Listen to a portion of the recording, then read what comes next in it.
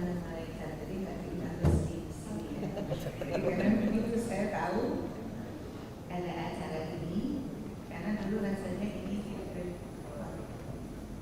ini ya, prodi pendidikan agama Islam, saya mantan dekan di sana. Jadi rasanya bertanggung jawab untuk apa yang terjadi, terutama visi tentunya, dan insya Allah kalau kata saya itu dari kata sama. Dan sekarang jalannya sebentar, tapi nanti saya di sana luar biasa. Lama ya Pak ya. Nah, itu saya berharap jangan sampai meninggalkan UIJ ini. 50 tahun saya di sini Pak, sejak berdiri. Dan kami dulu pertamanya itu semua harus paham bahwa dulu namanya pertamanya FKIP Pak, cabang dari itu. Dan setelah itu IKIP, diberi kesempatan bertulis sendiri. Sekarang menjadi bapak dulu setelah universitas.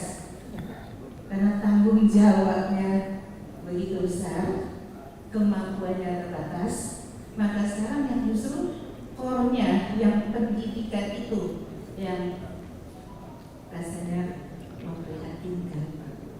Jadi meskipun tadi ada acara tenang dari Munajroh bersama, saya tahu mudah-mudahan izin gak izin saya dapat kesempatan masuk. Jadi karena tadi nggak ada yang bertanya Pak, maka saya bertanya. Tapi nggak ada niat satu di antara 4 itu Pak, kami ingin bertanya dari hati.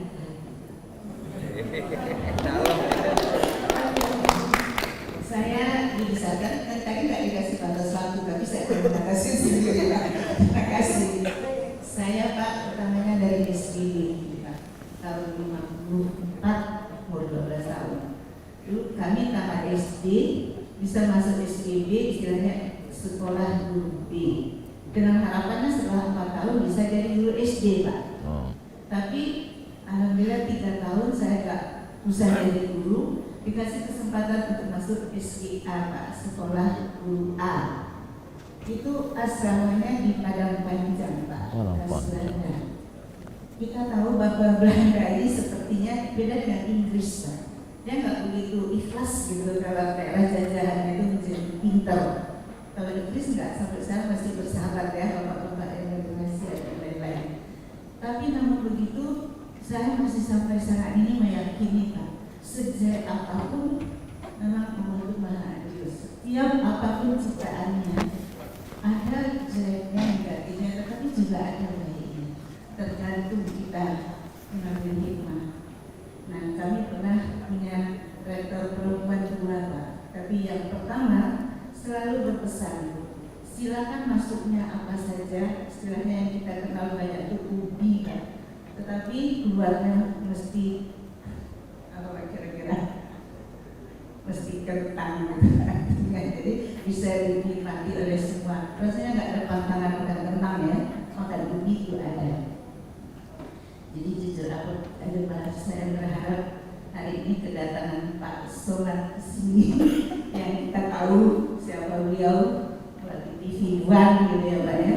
Mudah-mudahan membawa perubahan besar ke kabinet ini. Saya tetap mimpi Pak yang namanya UIJ ini tetap menjadi LPTK. Karena janji Bappenas UIJ ini core-nya adalah pendidikan Pak. Karena saya pahami dari SGB sampai dengan hari ini Pak, nama pendidikan itu fungsi utamanya adalah upaya manusia memuliakan manusia, bukan memanusiakan manusia. Jadi ada kata mulia di situ. Nah, mungkin kesempatan hari ini Pak, saya minta mumpung keberadaan Bapak di sini. Barangkali sebagai pengantar Bapak bisa paham gimana risaunya saya Pak untuk meninggalkan UIJ setelah 50 tahun. Dan ini ada mudekan di sini yang tadinya juga pernah mahasiswa saya ya Bu ya. Karena alih generasi ini kadang-kadang gitu Pak, pesan itu tidak sampai berkelanjutan. Karena tadi, karena sampai hari ini kita rasanya yang saya dapat dari guru ngaji kampung saya dulu Pak. Karena Rasulullah kita kan sudah lama sekali.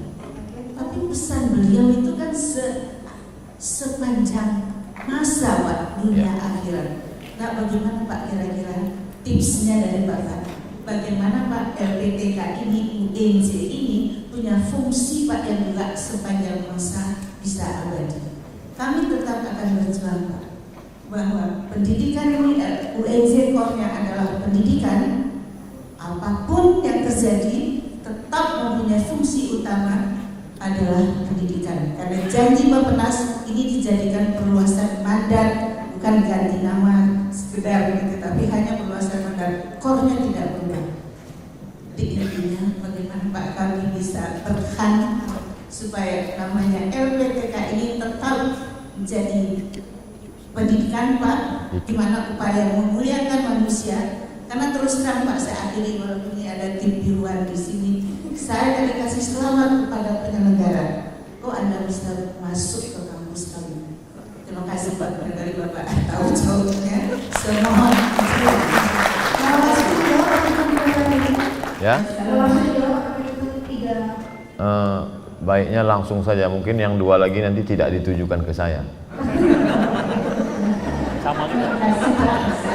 Baik, Waalaikumsalam warahmatullahi wabarakatuh. Amat sangat terhormat posisi saya hari ini mendapat sambutan dari Ibu dengan pengalaman yang luar biasa. Bak kata pepatah orang Melayu, sedang tempat jatuh lagi dikenang, apatah lagi berulang mandi.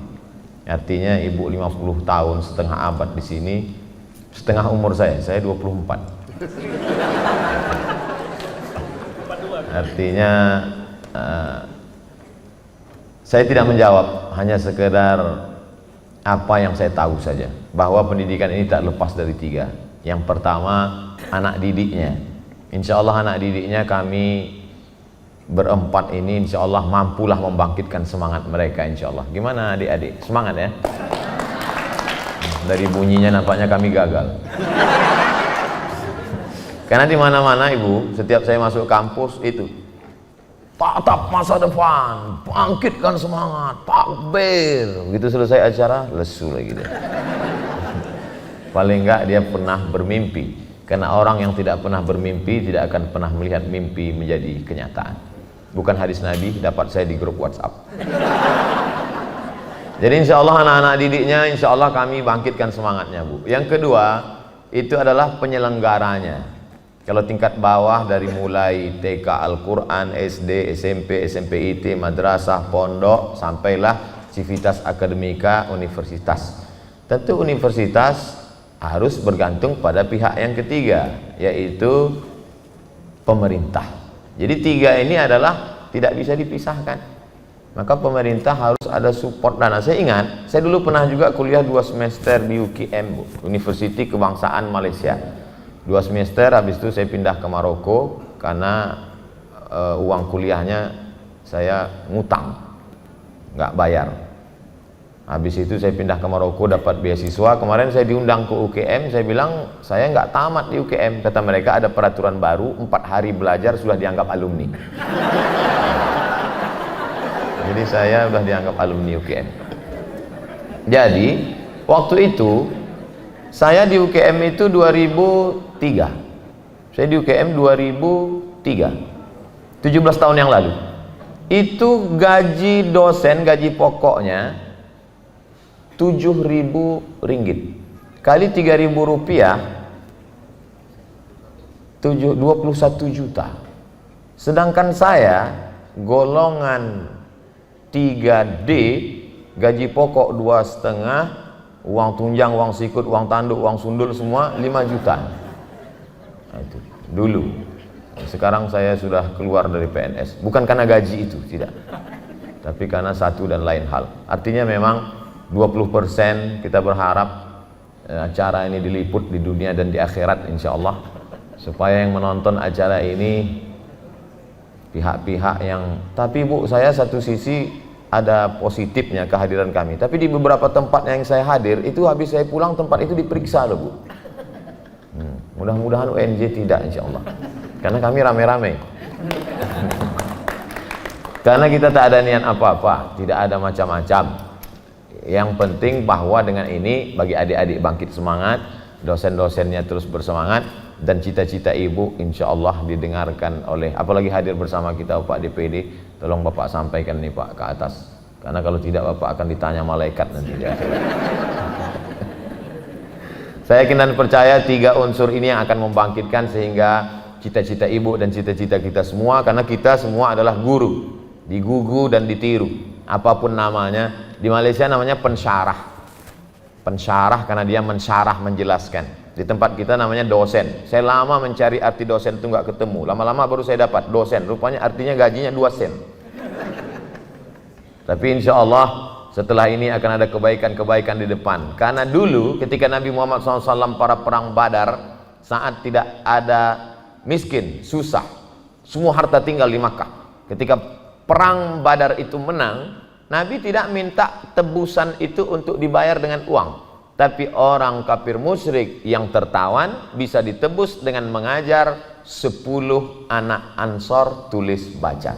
Jadi waktu di zaman Nabi, ada yang lebih mahal daripada materi, ada yang lebih mahal daripada harta adalah ilmu pengetahuan. Dan dalam literatur bangsa kita sebelum Islam datang, ketika dulu masyarakat Hindu dan Buddha, yang paling dimuliakan adalah orang-orang yang bisa tulis baca, karena mereka itulah yang mencerdaskan masyarakat saat itu.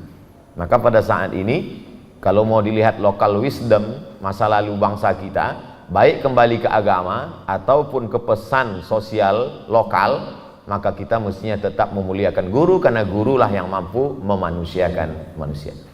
Terima kasih. Assalamualaikum warahmatullahi wabarakatuh.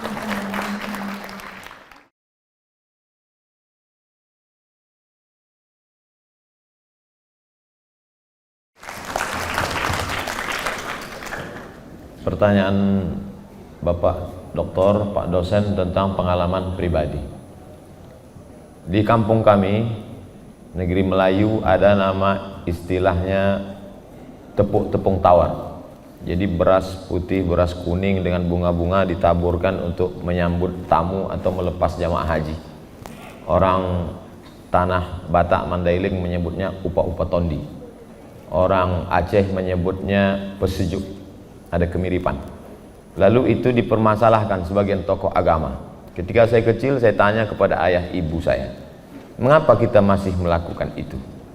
Jawab ibu saya, kakekku, datuk dia, namanya Syekh Abdurrahman. Kakekku 7 tahun di Makkah, kitabnya 3 kereta lembu, tak pernah mempermasalahkan itu.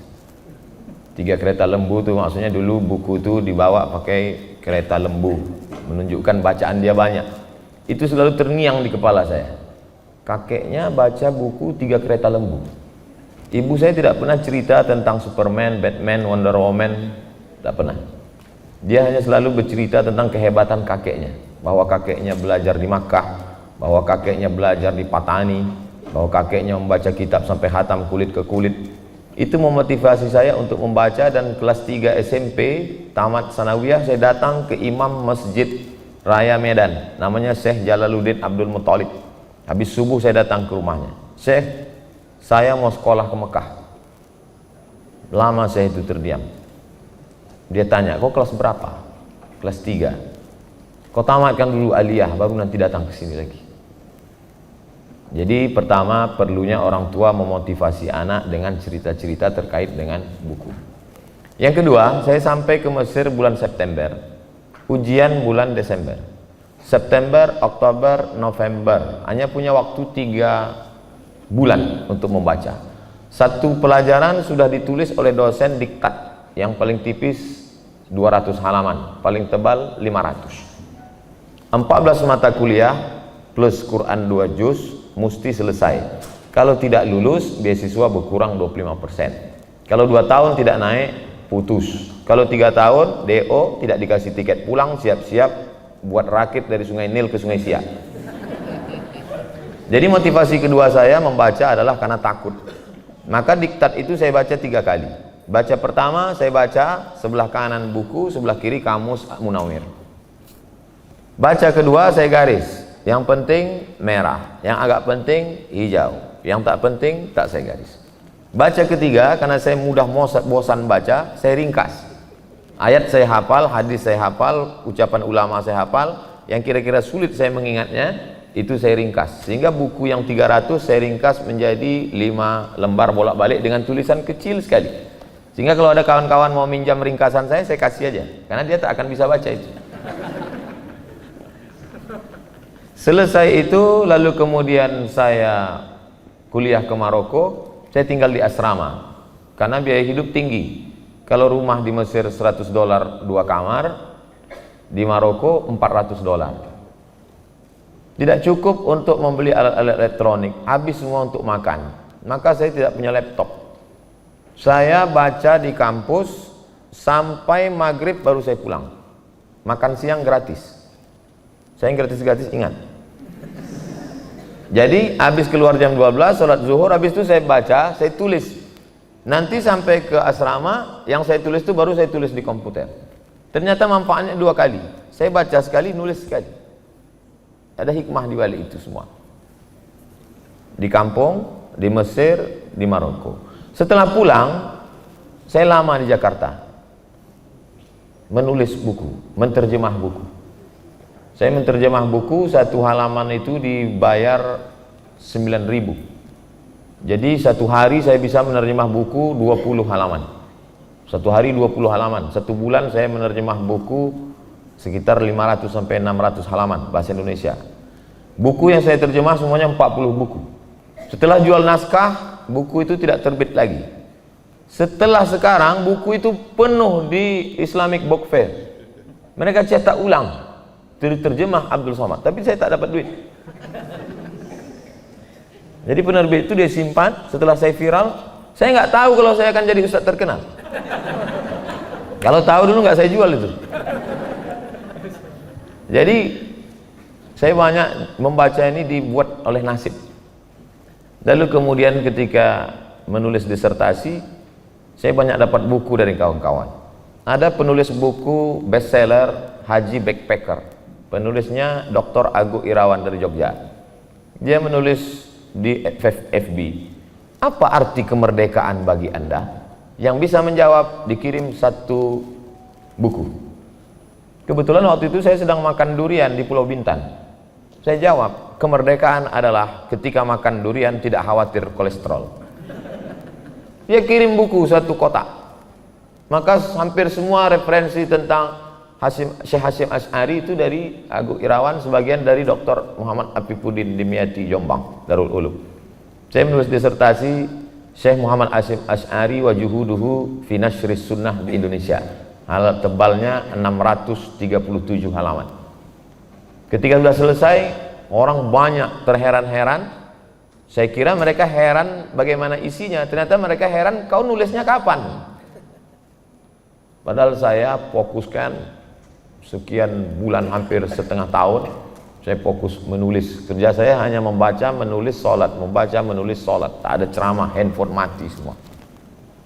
Karena kondisi dan keadaan. Nah, jadi satu sisi ada motivasi orang tua, satu sisi ada kondisi keadaan. Kemudian saya kalau ngisi pengajian paling lama 60 menit, sesuai yang tertulis di botol 600 ml. Gimana-mana selalu saya ulang. Lebih dari itu pertanyaan. Ada pertanyaan Bapak Ibu, silakan tulis di kertas. Kenapa saya suruh tulis di kertas? Supaya ketika kertas datang saya bisa baca.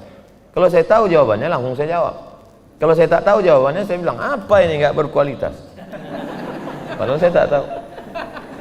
Sehingga ketika diupload di internet orang heran, Ustadz tahu segalanya ya. Dia tak tahu bahwa banyak yang saya tak tahu tidak diupload. Tapi begitu pulang, itu kertas saya buka balik, saya baca lagi. Maka saya katakan, yang tidak bisa saya jawab di sini, saya akan bawa pulang. Nanti videonya akan kami kirimkan. Jangan lupa tonton, subscribe, like, and share.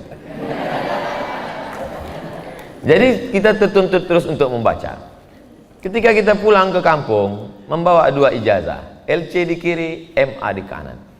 Sampai di kampung ceramah seolah-olah kita titel MSI, Master Segala Ilmu. Mohon maaf Ibu moderatornya tersinggung. Tapi ketika selesai ceramah, ada seorang di kampung bertanya, Ustadz, kami tradisi di kampung ini, kalau ada orang meninggal, itu sholat yang tinggal dulu kami bayar pakai beras. Apa hukumnya?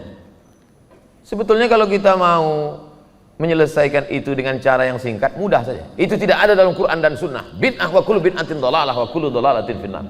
Selesai itu masalah. Jamaah kalau udah kita bentak dia takut, lupa dia. Itu cara untuk menutupi kalau kita tidak tahu. Tapi saya bukan ustadz model itu.